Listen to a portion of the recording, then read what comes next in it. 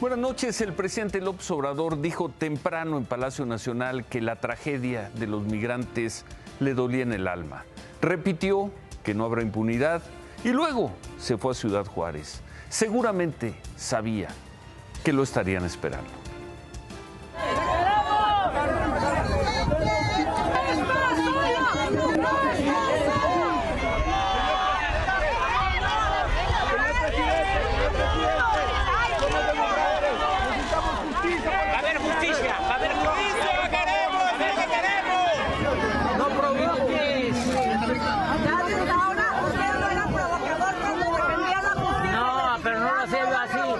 Así. Ah, no, ¿cómo lo hacía?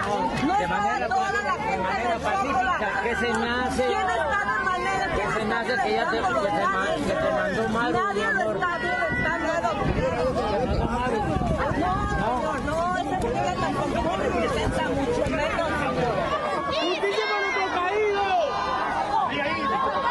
¡Vamos a las mujeres, idiota! ¡Eres el que tiene que tener cuidado!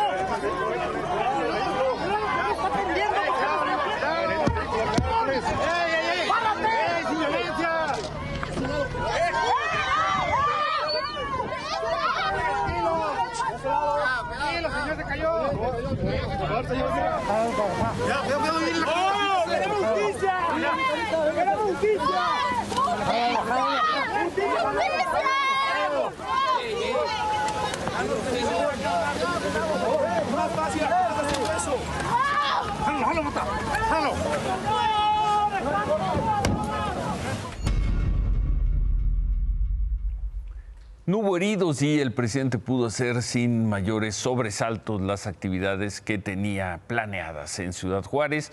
Tuvo dos reuniones, una con personal del bienestar y otra con médicos. El presidente se limitó a tuitear en la tarde. Tenía programadas evaluaciones del Banco de Bienestar en Tijuana y Juárez. Me acompañaron el secretario de Salud, Jorge Alcocer, el director del Seguro Social, Zoe Robledo, para ver a migrantes hospitalizados en esta última ciudad y mejorar su atención médica. Ojalá sanen.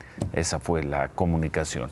La secretaria de Seguridad y Protección Ciudadana, Rosa Isela Rodríguez, informó al mediodía que queda suspendida en definitiva la operación de la estación migratoria de Ciudad Juárez, donde la noche del lunes murieron 39 personas.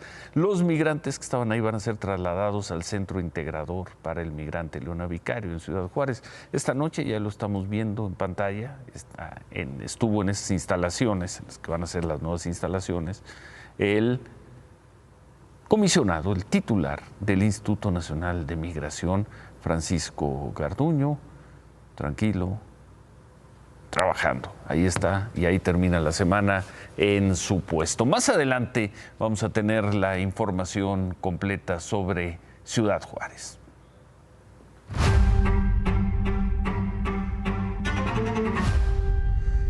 Y bueno, por sorteo en la madrugada fueron seleccionados los 4 nuevos consejeros electorales del INE.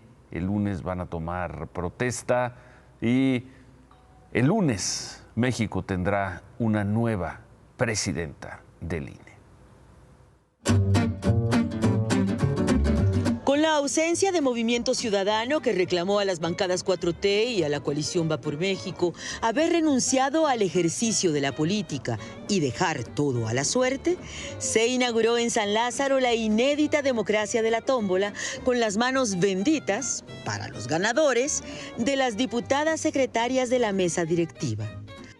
El espectáculo nunca visto de definir al árbitro electoral por insaculación bajo un cuidadoso protocolo de sobrecerrado, 10 vueltas bien contadas a la urna transparente, grabación de por medio y la obligada vista al pleno de la escrutadora para evitar trampas y suspicacias cuando la fortuna estuviera echada, benefició primero a Jorge Montaño, fiscal de delitos electorales en Tabasco.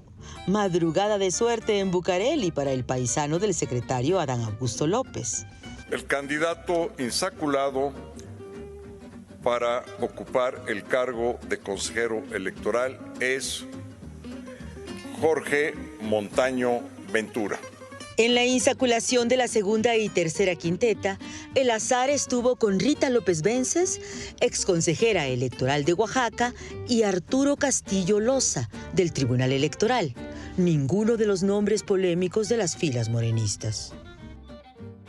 Y aunque estaba dicho que la quinteta dorada era de ganar para la bancada de Morena, la mano santa de la diputada secretaria escrutadora del PAN, Saraí Núñez, tuvo el tino de sacar la boleta de Guadalupe Tadei, primera presidenta del INE. Un anuncio que, en voz del también panista diputado presidente Santiago Krill, nunca fue celebrado en la bancada de Morena. Ciudadana electa por insaculación, Guadalupe Tadei Zavala. Una bancada de donde sí salieron del alma uno que otro no.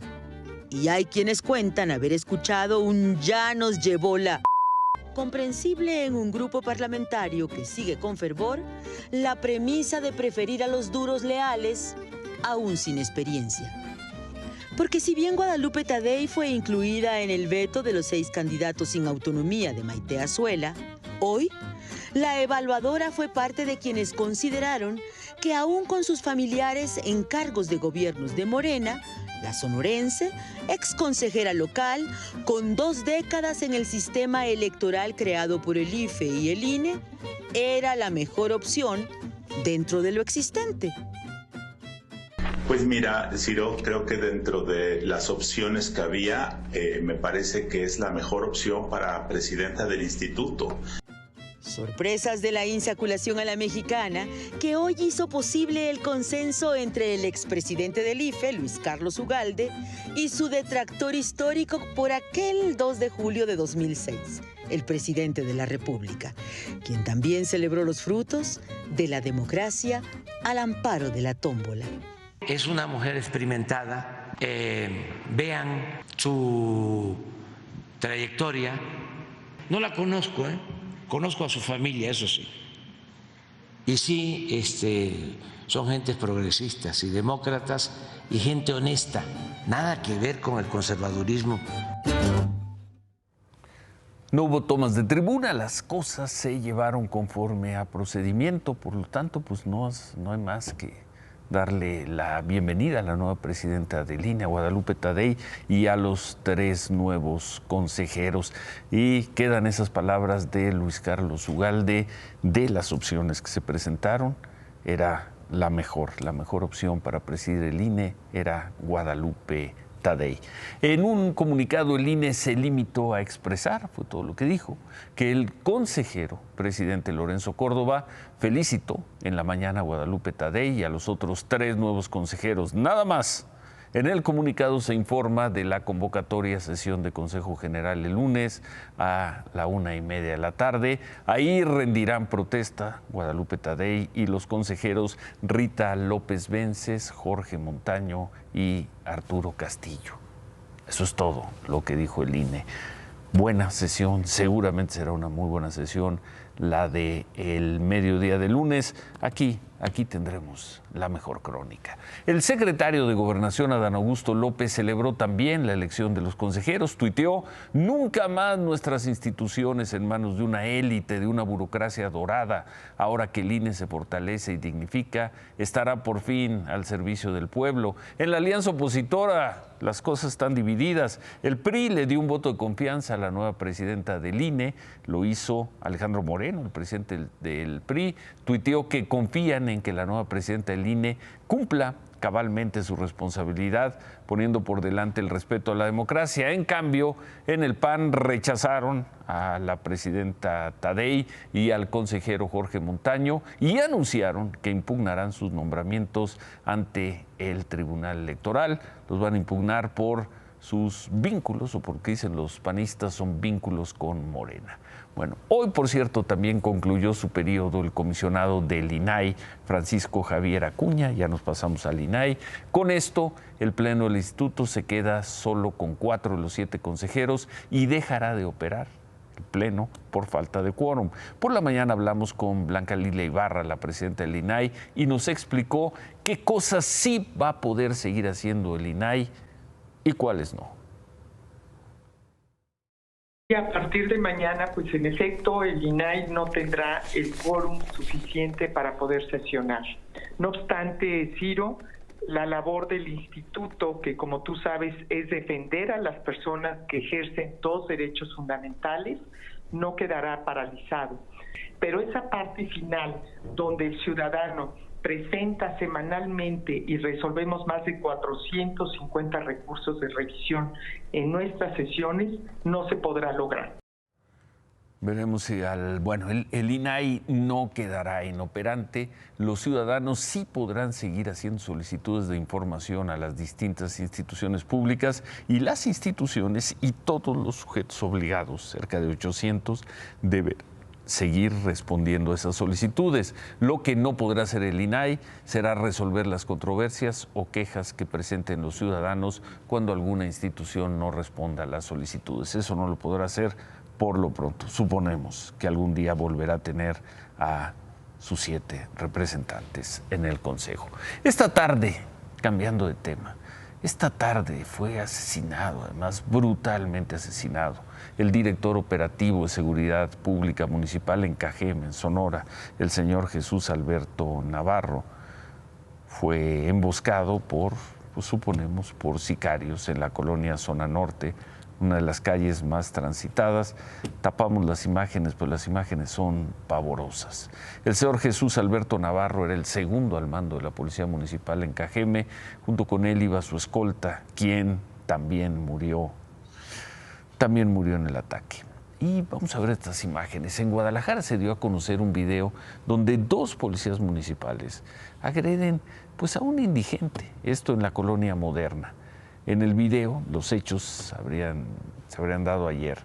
Ahí se ve, cómo una de las policías, un policía le patea la cara a esta persona, cómo la mujer lo pisa, cómo le pegan, lo lesionan con lo que parece ser un aparato para descargas eléctricas. Increíbles imágenes. Después de que el alcalde Pablo Lemus reaccionara a este video, hoy se conoció que los 2 policías identificados como Laura y Jesús ya fueron suspendidos. ¡Qué imagen! ¡Qué imagen!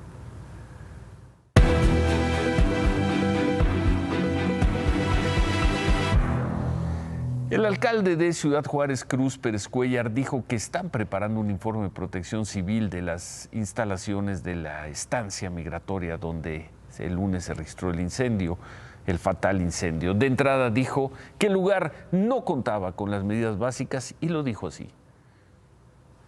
No había, no estaban las medidas ahí para las medidas básicas de protección civil que debe tener cualquier establecimiento. Sin embargo, haremos entrega oficial del informe tanto a la Fiscalía General de la República como a la Comisión Nacional de Derechos Humanos. Básicamente la pregunta era si había medidas contra incendio, entendemos que no. Las rejas estaban cerradas, se tuvo que abrir ahí un boquete para la ventilación. Muy duras palabras. La responsable de hacer cumplir los protocolos de protección civil en esas instalaciones es la empresa, o era la empresa Grupo de Seguridad Privada CAMSA, a empresa a la que el gobierno federal está apuntando directamente, frontalmente, por la tragedia.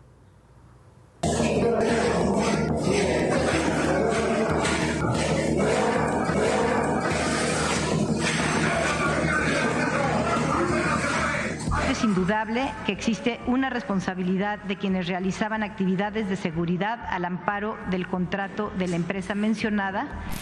96 horas después del incendio, la investigación arrojó 5 presuntos responsables que ya están en la cárcel. En prisión se encuentran acusados de los delitos de homicidio y lesiones cometidos contra 67 migrantes, los agentes de migración Rodolfo Collazo, Daniel Goray y Gloria Liliana Ramos, el agente de la empresa de seguridad privada Adán N. y el migrante venezolano Jason Daniel, acusado de iniciar el incendio.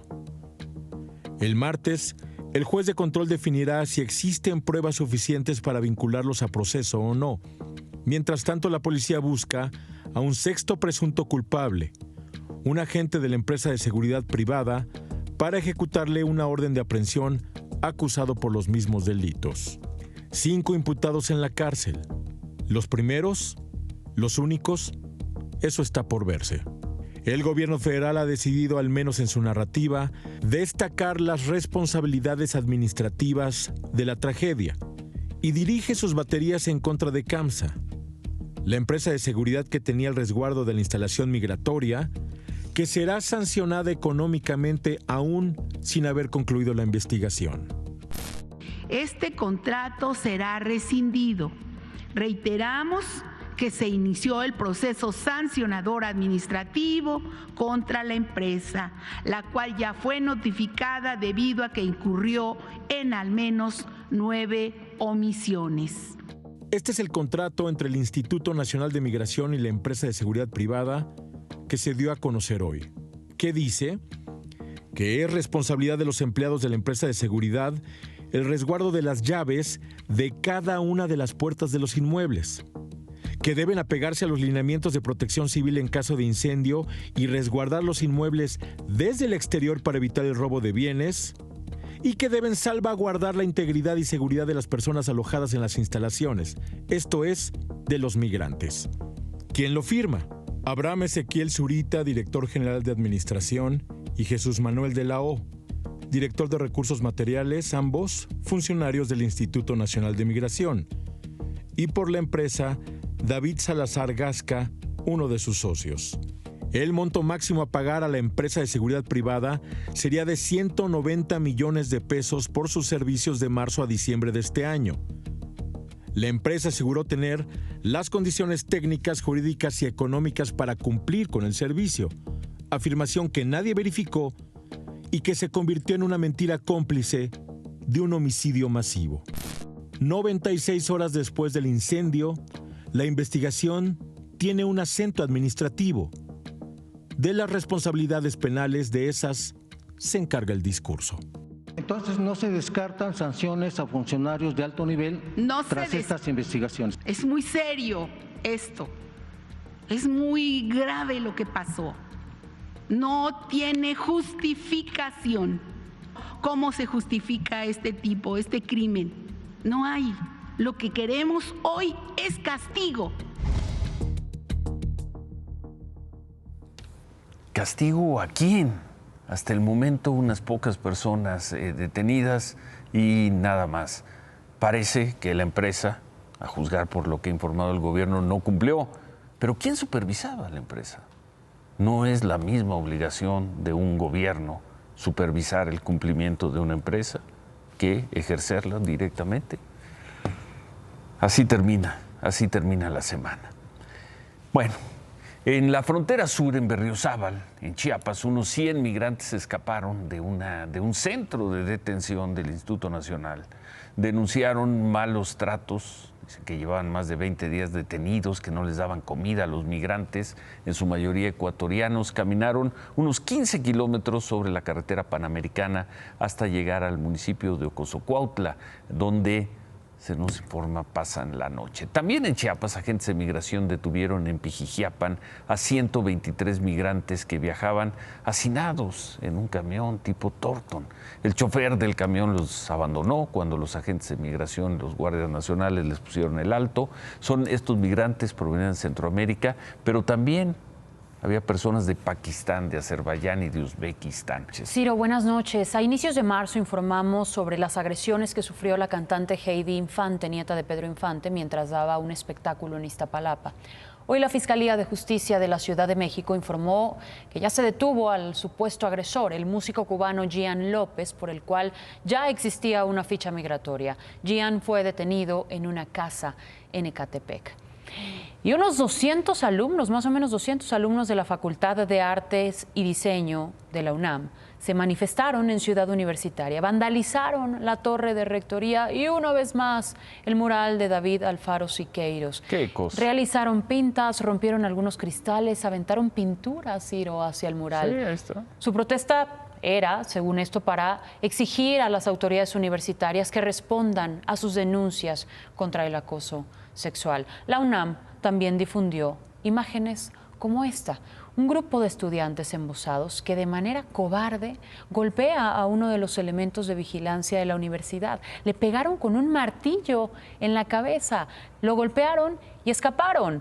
El trabajador fue atendido en servicios médicos, se desconoce hasta este momento su estado de salud, pero sí la UNAM informó que personal jurídico presentó una denuncia penal contra quienes resulten responsables por estos hechos, tanto por la agresión al trabajador como por el daño al mural de Siqueiros. Y hoy se conmemoró el Día del Orgullo y Visibilidad Trans, y activistas y colectivos marcharon aquí en la Ciudad de México. Fueron más de 500 mujeres, hombres, transexuales quienes salieron del Monumento a la Revolución hasta el Congreso de la Ciudad de México en el centro. Hicieron pintas también en la puerta y en el edificio, y las consignas se centraban en exigir que se frenen los transfeminicidios, la discriminación y la violencia que sufren estas personas.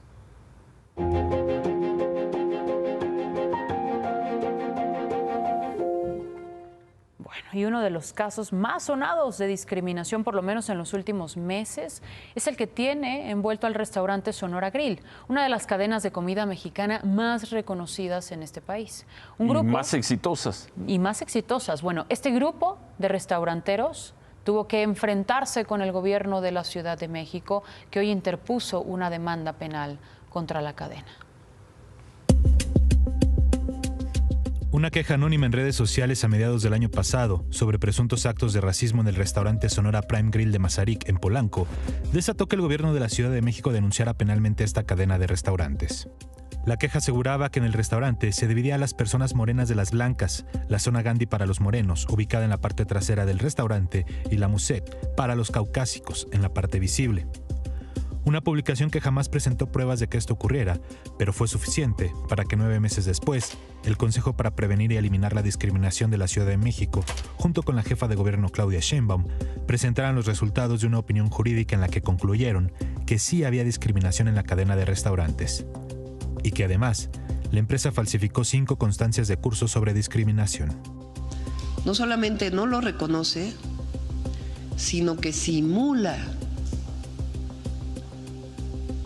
hacer exámenes y, peor aún, falsifica exámenes.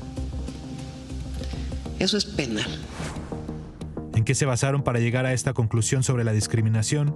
En denuncias anónimas en redes sociales. El tuit de la cuenta Terror en Restaurantes, según el propio Consejo, fue el testimonio primigenio que comenzó la investigación. Testimonio salido de una cuenta anónima que sube quejas de extrabajadores de restaurantes, en su mayoría también anónimas. Y no solo ese tuit, sino los que se generaron después, de personas que denunciaban las mismas prácticas supuestamente discriminatorias, como el de esta ex empleada del restaurante. Yo trabajaba como hostess, que es la persona que te lleva a tu mesa, y desde el día 1 me explicaron que las mesas del balcón estaban reservadas para las personas con la mejor presentación, porque son las mesas que se ven desde la calle. Y el Consejo para Prevenir la Discriminación fue más allá. Aseguran que ellos mismos fueron al restaurante Sonora Grill de la colonia Tabacalera el 14 de febrero de este año a las 3 de la tarde, Día del Amor y la Amistad, cuando comúnmente los restaurantes están llenos. Y dicen que se sintieron discriminados porque les dijeron que ya todo estaba reservado. Percibo que se toma en cuenta la apariencia de las personas. Yo iba con una playera y tengo tatuajes. La terraza tenía mesas disponibles. Pude observar que las personas en la terraza en su mayoría eran de piel blanca y de estatus económico alto. Un testimonio que solo denuncia lo que percibieron los integrantes del Consejo, pero que tampoco presentó una sola prueba de que hubieran sido discriminados. Pero esas fueron las acusaciones. Percibo que eran personas blancas y de estatus económico. Así, las denuncias basadas en tweets. Hablamos con el fundador y director ejecutivo de Sonora Grill, quien, por cierto, hoy por primera vez decidió dar su versión de los hechos desde que las denuncias por racismo y por discriminación contra el restaurante se hicieran públicas hace casi un año. Nos dijo que estos señalamientos son falsos, que ellos capacitan a sus trabajadores y que no buscan confrontarse en ningún momento con las autoridades. Durante estos 8 meses es la primera entrevista que nosotros como grupo damos, por ser muy respetuosos de todo el proceso. Nuestra empresa no es racista, nunca ha sido racista, nunca la intención ha sido ser racista y mucho menos de discriminar a las personas. Hoy nuevamente le vuelvo a decir a la autoridad, jamás nosotros como empresa vamos a permitir o vamos a fomentar que este tipo de cuestiones sucedan, ¿no? Entonces, no hay una simulación de acciones y no hay una falsificación de documentos en lo que ustedes entregaron a la COPRED. No somos así y vamos a llegar al fondo de este asunto y por supuesto que vamos a cooperar con las autoridades.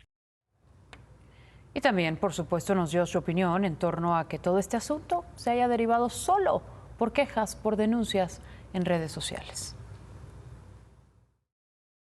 ¿Qué opinas de que estas quejas estén basadas en tweets? Híjole, creo que nos afectó muchísimo por no decir y no dar nuestra postura, ¿no? ¿Por qué no lo hicieron? ¿Por qué no lo hicieron, Ricardo? Porque decidimos, sabíamos que nosotros estábamos actuando bien y es muy difícil porque en enero y febrero tenemos una pérdida del 20% de clientes, de tráfico de clientes. Añorbe también nos dijo que están dispuestos a todo para resolver este problema con el gobierno de la Ciudad de México. Jamás nos vamos a victimizar, vamos a asumir una responsabilidad y si como empresa cometemos un error, por supuesto que vamos a salir a corregirlo y si tenemos que salir a dar una disculpa, vamos a salir a dar una disculpa. Entonces dicen que no discriminan, que sí los ha afectado y que están dispuestos a ¿qué? A una negociación e incluso a una disculpa. Incluso a una disculpa pública, que el 30%, han perdido el 30% de la demanda. Sí. Del tráfico. Veremos qué responde el gobierno de la Ciudad de México, veremos qué responde Claudia Sheinbaum a esto.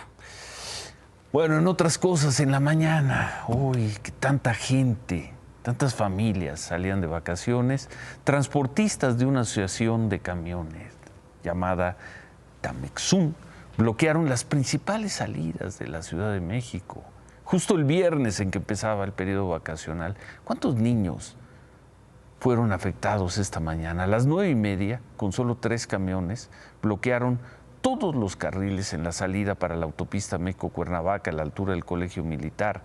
Parecía que sería un día muy complicado, por unos 20 minutos ya abrieron la circulación. Una hora después levantaron la protesta. No fue el único bloqueo. Otros transportistas cerraron la circulación en la México-Querétaro a la altura de la caseta de Tepozotlán. Después de una hora abrieron un carril y ya permitieron el paso sin cobro en la caseta. 2 horas después ya reabrieron toda la autopista. Y también hubo un bloqueo de ellos en la México-Pachuca, donde cerraron un par de horas la circulación hacia la Ciudad de México. ¿Qué denuncian? Dicen que son víctimas de extorsión de autoridades estatales y seguramente lo son.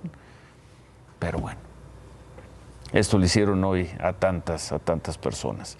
Claudia. Ciro, no me puedo ir. A ver. No me puedo ir porque el jefe de gabinete de Jalisco, Hugo Luna, confirmó que el gobernador Enrique Alfaro fue hospitalizado esta tarde. Se sintió mal, le practicarán algunos estudios. Alfaro se va a quedar hospitalizado el fin de semana. No se dieron más detalles. El gobernador no ha tuiteado tampoco nada. Por cierto, pero en la tarde se reunió con el canciller Marcelo Ebrard. Pronta recuperación. Gracias. Buenas noches. Gracias, Claudia. El grupo interdisciplinario de expertos presentó su 5º informe del caso Ayotzinapa. Ahí reiteraron que hay pruebas para que se puedan reabrir las 21 órdenes de aprehensión que se cancelaron el año pasado contra funcionarios por este caso. Además, criticaron que a pesar de las reuniones que han tenido con el presidente López Obrador, el ejército mexicano no está colaborando lo suficiente. Yo antes les hablaba de techos de cristal y de agujeros negros. Uno de ellos es la información relativa a la Sedena, que hemos pedido durante mucho tiempo. Hay más información, sabemos en qué tipo de documentos está, sabemos en algunos de los lugares, por lo menos en los que estaba hasta ahora esa información, y esa información no se ha proporcionado, esa información se ha negado que exista. Y eso para nosotros sí es grave. Nos vamos a una pausa. Al regresar viene David Páramo y sí se aceptan las reglas, sí se aceptan los procesos democráticos, se tiene que dar la bienvenida a la nueva presidenta del INE. Regresamos también con eso. Los precriterios generales de política económica que se presentaron hoy son de esas cosas de las cuales los que hoy están en el gobierno impulsaron cuando eran oposición. Decían que a los legisladores no les daba tiempo de preparar el presupuesto porque se entrega en septiembre y que era muy poquito tiempo para que lo estudiaran. ¿Y? Presionaron, algunos podrían decir molestaron, para que los gobiernos neoliberales tuvieran que entregar al cierre del primer trimestre estos precriterios, que es cómo consideran que va a estar la economía el año próximo. ¿Y se entregaron hoy? Sí, y es un acto de adivinación. Es un acto de adivinación. Es muy difícil calcular. A ver, ¿cómo calculan la inflación? ¿Cómo calculas cuál va a ser el... ¿Cómo calculas? Ahí tienes más o menos... Son las del 2024. Sí, o sea, son datos de 2023 y de 2024. A ver, inflación 2024. Si sigues al Banco de México, pues van a empezar a llegar como al 4%. También los precriterios lo dicen. ¿Pero con base en qué? En la imaginación. ¿Va a crecer la economía mucho? Va a crecer, es muy interesante cómo va a crecer en 2024 según Hacienda. Entre el 1.6 y el 3.2. Ah, bueno. O sea, ¿el dólar? El dólar va a estar al fin de este año 19.10 y al fin del año que entra 19.30. ¿Y dónde están todos esos que festejan como si fuera un logro nacional el nivel de tipo de cambio que tenemos ahorita en 18 pesos? Que la Secretaría de Hacienda le está diciendo, se va a regresar y se va a regresar. Que sería buenísimo por lo demás. ¿Un peso? Bueno, entonces, ¿cuál es la importancia de esto? Que es una obligación que cumple la Secretaría de Hacienda y una imposición que los que hoy, insisto, los que hoy están en la oposición decían, hace trampa el gobierno, nos entrega la información muy cerca y no tenemos tiempo de estudiar. Ahora no necesitan estudiar los diputados que están en el gobierno. Con que levanten la mano, ya hicieron. Ya te vas de vacaciones, ¿verdad? Ya me voy de vacaciones. En vez de rematar, despídete. Nos vemos a mi regreso de vacaciones. Cuídense. Hacemos una pausa y al regresar, sí se aceptan las reglas, sí se aceptan los procesos democráticos, se tiene que dar la bienvenida a la nueva presidenta del INE. Volvemos con eso.